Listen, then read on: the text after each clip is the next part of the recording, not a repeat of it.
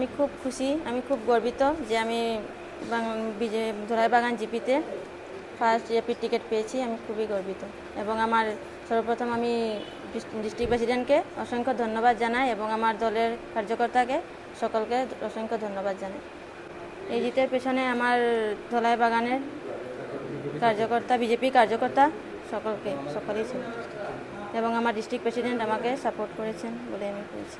আমি আমার মহিলাদের জন্য যেমন অরুণোদয়, জব কার্ড, আর বিধবাদের জন্য বিধবা ভাতা এসব করতেছি। চাউলের বই, সরকারে দেওয়া সব কিছু আমি মানুষের কাছে গিয়ে পৌঁছাবো। আমি বলেছিলাম যে আমাদের ভালো একটা রেজাল্ট হবে ভারতীয় জনতা পার্টি। আজকে আপনারা তো দেখছেন যে আমাদের 3 জন বিনা প্রতিদ্বন্দ্বিতায় জয়ী হয়েছেন।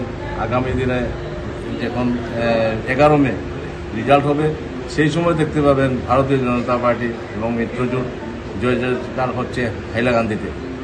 এবং এখন তো আপনার পাইকান আঞ্চলিক পদে বিনা প্রতিদ্বন্দ্বিতায় জয়ী হয়েছেন এবং আপনার ধলচড়া ধলাই বাগান বিনা প্রতিদ্বন্দ্বিতায় জয়ী হয়েছেন এবং পালইচড়াতেও বিনা প্রতিদ্বন্দ্বিতায় জয়ী হয়েছেন।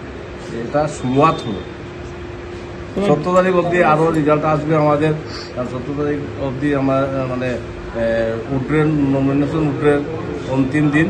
সেই আশা করি আরও হবে এইভাবে রেজাল্ট। জেলা পরিষদে এরকম আশা পরিষদে হয়তো আশা নাও করতে পারি, কিন্তু জেলা পরিষদ আমরা জিতবো। আমরা যে মিত্রজোটে 8টা দিয়েছি 8টাতেই আমরা জিতবো। বিনা প্রতিদ্বন্দ্বিতা কেউ থাকবে না। যেভাবে আমাদের ডক্টর হেমন্ত বিশ্ব শর্মা 24x7 কাজ করে যাচ্ছেন আমাদের আসামে উন্নয়নের জন্য, সেই উন্নয়ন কাজের নিরীক্ষণে মানুষে ভোট দেবেন আমাদেরকে।